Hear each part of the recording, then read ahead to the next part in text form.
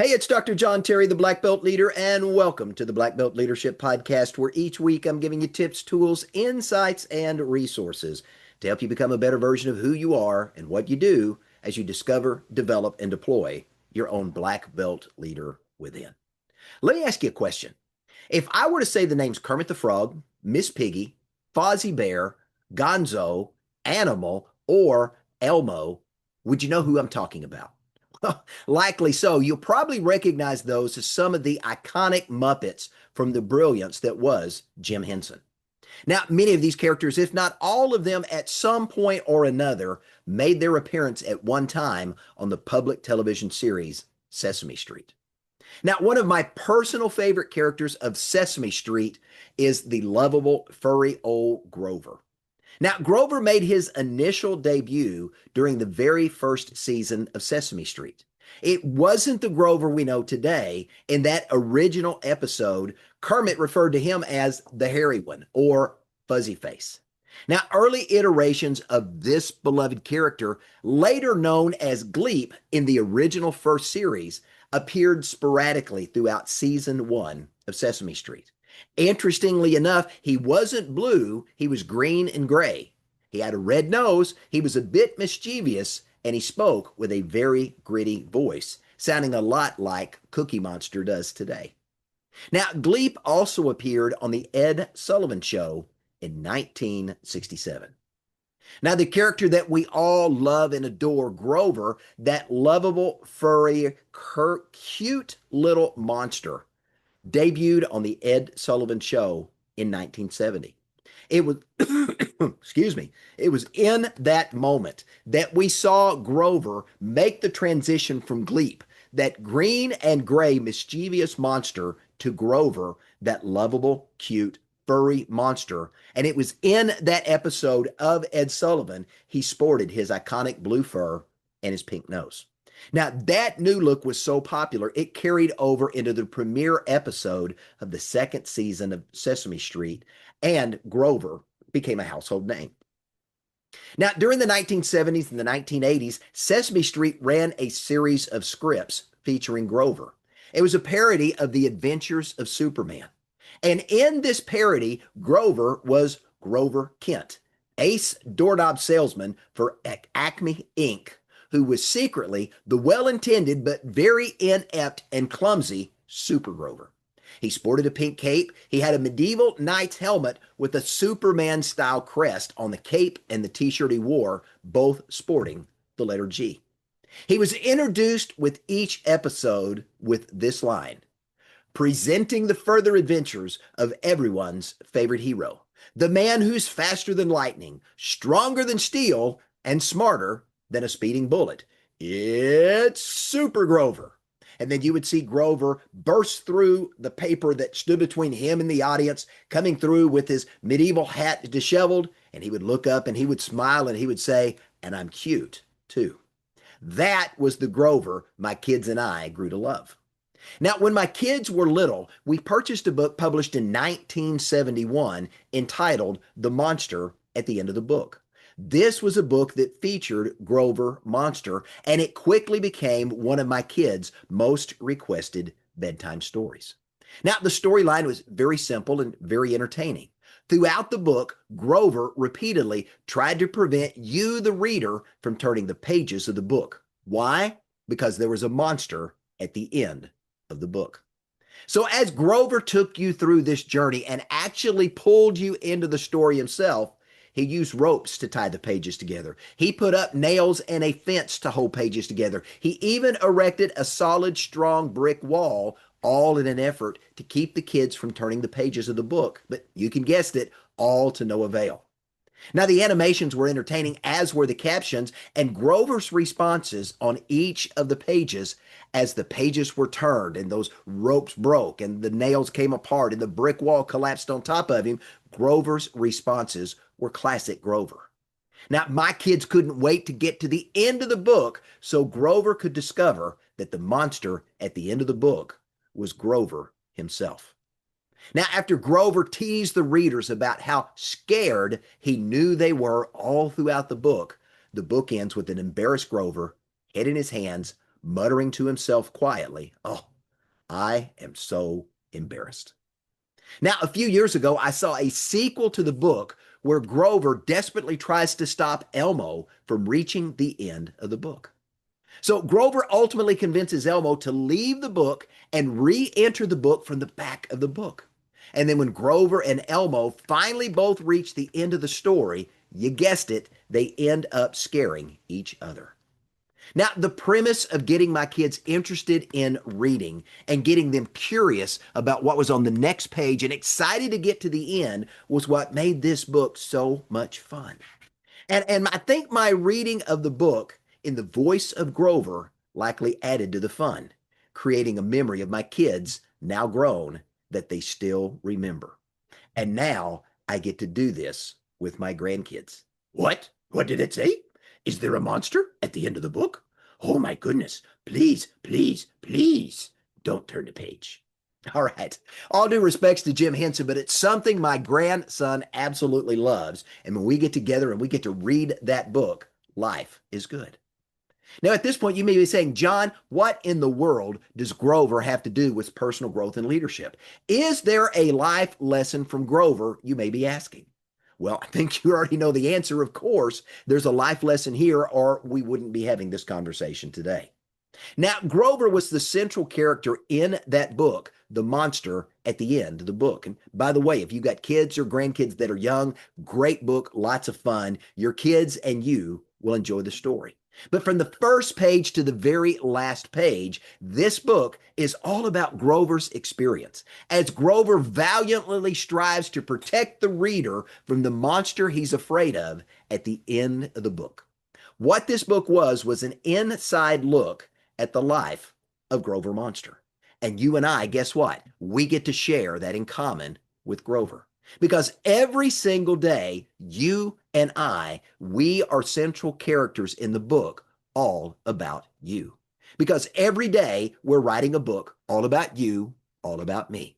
Now, from the first page of that book when we were born to the very last page of that book yet to be written, this book, all about you, is about your personal experiences as you valiantly live life to the best you can.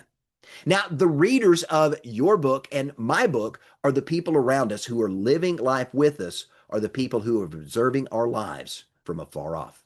So think about it. You and I, we are the authors, we are the directors, and we are the star of our own performance on this stage of life. Sometimes we're the hero, sometimes we're the villain. Sometimes we're the victor, and sometimes we're the victim. Sometimes we're the winner, sometimes we're the loser. Sometimes we make people laugh, other times people laugh at us. But in this book, The Monster at the End of the Book, Grover did his very best to keep the reader from turning the pages. He did not want the reader to get any closer to the monster at the end of the book. So as I shared, he did his level best, everything possible to keep the reader from turning the page they were on and not to move forward. In Grover's mind, he wanted to keep them safe, but in doing so, he wanted to stop them from being curious. Now, in the 1993 classic movie Groundhog Day, a cynical TV salesman, Phil Connors, played by great comedian Bill Murray, Phil Connors is sent to Punxsutawney, Pennsylvania. Why? His assignment as the weatherman was to report on the festivities of Groundhog Day and to report whether Punxsutawney Phil saw his shadow or not. Now, this cynical weatherman, all he cared about was himself. And while he was there, through a series of interesting events, Phil found himself trapped in a time loop, and he was forced to relive February 2nd, Groundhog Day, over and over again. Now, the movie doesn't really reveal how long Phil Connors was trapped in this time loop, but many individuals have spent some time studying this movie and trying to calculate how long he was in this loop. By most estimates, Bill Murray's character, Phil Connors, spent somewhere between 10 and 40 years trapped, reliving the same day over and over again. And some scientists estimate that it could have been as long as 10,000 years of reliving the same day over and over based upon the number of skills that he learned during this time loop.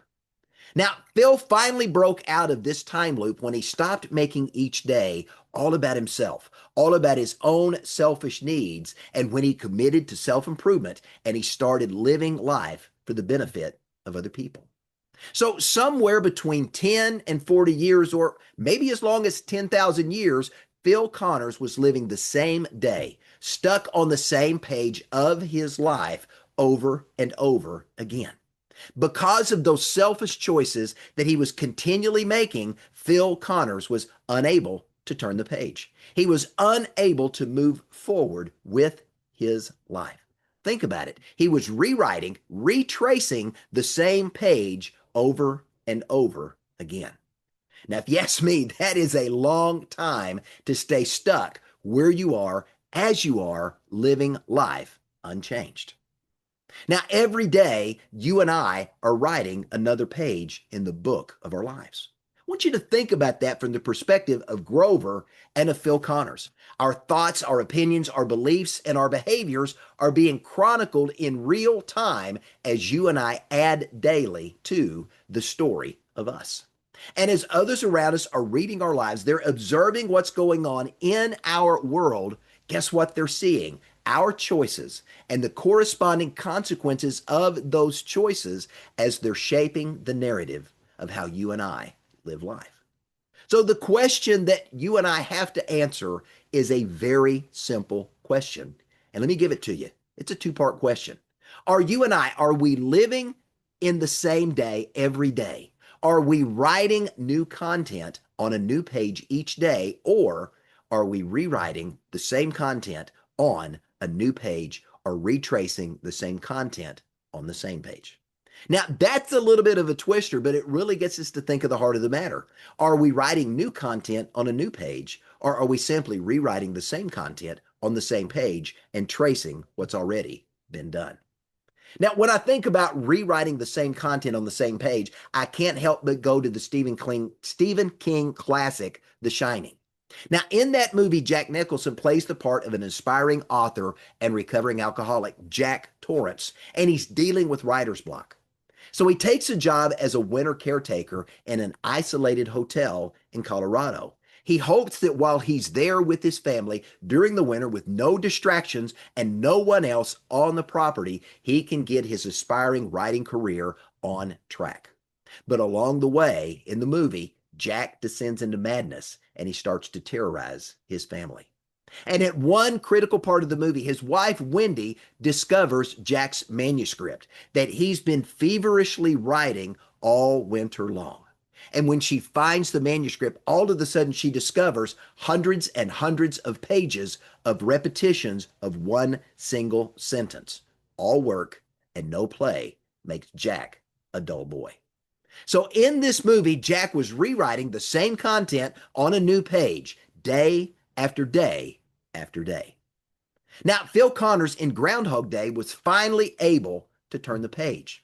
But in the movie The Shining, Jack Torrance unfortunately could not, and his life ended tragically as a result. Now, you and I need to understand this. Life is always moving forward. Life every day is inviting us to go on a journey toward what's next. Now, life should be about continuous progress as we embrace a world of new experiences every single day. Life is a journey of change. Life is a journey of constant change, and each and every moment of every single day presents to us a new opportunity to learn, to grow, and to discover. And the thing I love about life is that every day it's inviting us to be an active participant in the unfolding narrative of our life. As we're writing our own script, we're performing on our own stage, with life creating a stage where we get the opportunity to be the star. But this requires a few things of us. In order to be writing our own script, performing on the stage, and daily delivering new content, it's going to require that we, number one, embrace the unknown. That we, number two, focus on the process. And number three, that we engage in continuous learning and growth. We need to understand life is about finding meaning and purpose. It's also about overcoming obstacles and persevering until we succeed. Now, Phil Connors was finally able to turn the page of his life when he discovered his passion, his calling, and his purpose. It was when he took the focus off of himself and his own selfish needs, and he paused to engage in introspection, to evaluate the experiences that he was going through. Phil Connors discovered that he was capable of saying, doing, becoming, and accomplishing much more than simply being the same old cynical weatherman he'd been for many, many years of his life. So rather than rewriting the same cynical words on the page one more day and endlessly repeating that process over and over again, Connors finally had the opportunity to awake from his trance, break out of the time warp, and he turned the page and got started writing engaging content that invited his readers, the people in and around him that were living life with him, to join him on a journey of self-discovery and service to other people. Now, it's important to remember that even though life is always moving forward, you and I, we have a choice. We always have a choice. So we can choose to move with life, to be an active participant in the unfolding narrative of the story life is helping to present to us that we get an opportunity to star in. We get the privilege and the opportunity and the choice to move into what's next. Because when we choose to move with life, each and every day, you and I get to write something new and something exciting. We get to document, we get to chronicle what we're learning, how we're improving, and the difference we're making in the lives of other people. Or as an alternative, again, we get to make a choice. We can choose to stay where we are, as we are, and we can refuse to move forward. We can choose to relive the same day and the very same experiences over and over again. And sadly, far too many people choose that as their life. And rather than excitedly move forward to what's next, individuals that choose to stay where they are choosing not to turn the page. They're choosing to stay exactly where they started the day before, and nothing new happens in their lives. It's important to remember that you and I, we have a choice. We always have a choice. But every single choice comes with it a corresponding consequence. And if we don't like the consequences of our lives, we've got to go back and examine the choices that we're making. Now, Phil Connors in the movie Groundhog Day, he learned several valuable lessons as he found himself reliving that same day over and over again. What were the lessons that Phil learned that we can apply to our lives? Well, first, he learned to be selfless in helping other people and not making life all about him. Secondly, Phil developed empathy and he cultivated compassion for his fellow man. The third thing Phil Connors did was he experienced and began to understand the value and the importance of living life in the moment, being present right now. He learned to appreciate the little things that you and I often overlook or ignore, and he found meaning in taking the attention off of himself and putting attention on the lives of other people. And just like Phil Connors did that, guess what? You and I can too. Now, back to Grover. Grover spent his time trying to keep himself and his readers from moving forward. He repeatedly put impediments, physical barriers, roadblocks in his own effort to stay where he was and to keep him and the reader from moving forward to discover the rest of the story. As I shared, he tied pages together. He nailed them together. He erected a strong, heavy brick wall. Anything he could do to prevent any opportunity for the reader and himself to move forward. So what was Grover doing? Grover was allowing the fear of the unknown to hold him back from truly experiencing what life wanted to reveal, that there was something unique at the end of the story waiting to be discovered. Now, the end of the story reveals to Grover and to the reader that many of the fears and anxieties that you and I experience in life are creations of our own thinking. And when we face those fears and we face those anxieties, we go through a moment of self-discovery, and sometimes we can even pause and laugh at ourselves. So what's the lesson Grover is trying to teach us? I think there's three things. First, you and I, we've got to learn to confront our fears. You know, it's often said that fear is false evidence appearing real. And in many, many situations, that's the case. You got to remember, our brain attempts to protect us from perceived danger or venturing into what it believes is the unknown. Even if there's nothing to be afraid of, there's nothing to worry about, and there's nothing dangerous there. Our brain can't tell the difference, and we may be perceiving danger or fear of venturing into the unknown, even when that fear isn't valid.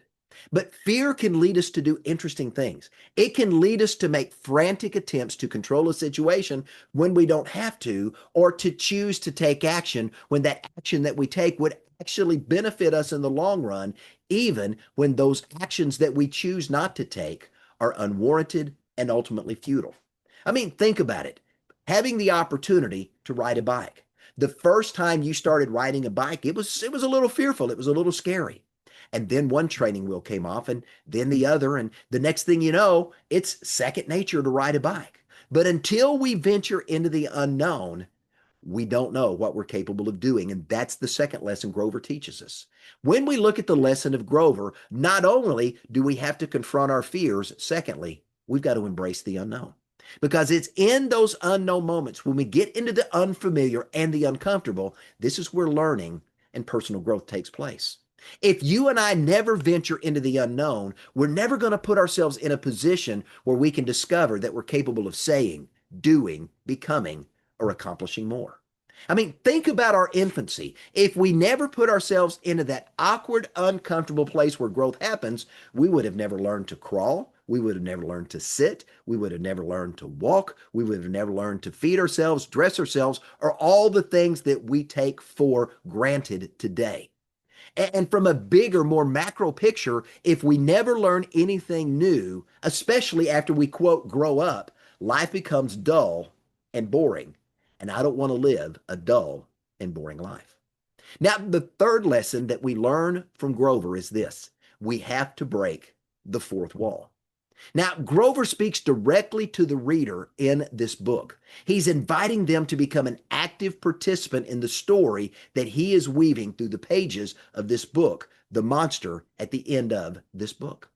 He breaks that imaginary barrier between the audience and the performer. And what does he do? He invites the reader to join him on his journey. And I can tell you from the many, many times I've read that book with my kids and now with my grandkids, they can't wait to get into that story and be a part of Grover's story. So what's the lesson for us there? When it comes to breaking that fourth barrier, that fourth wall, you and I have to build connection with the people who are a part of our story. Our friends, our family, our neighbors, our coworkers, individuals in our community, strangers we don't know who are watching our lives from afar. And this is going to require something of us. It's going to require that we be transparent and that we become intimate with the supporting actors as well as the audience in our own personal story. Because you and I, to break that fourth wall and to get them fully engaged, we may have to add some context. We may have to add some insight. We may have to share some information with them so they can fully engage with us and become an active part of our story. As we do that and we break down that fourth barrier, that fourth wall, and we add context, insight, information, and we invite the people on the stage as supporting actors and the audience to join our story, they get to live life right alongside of us. And just like us, they get to experience that life to its fullest. So the lesson from Grover to me is very, very simple. And let me give it to you as we wrap up today's teaching. Do we turn the page at the end of the story and start afresh and anew, or do we stay on the same page, tracing the same words over and over again? I'm Dr. John Terry, the Black Belt Leader. Thanks for joining me. Have a great day.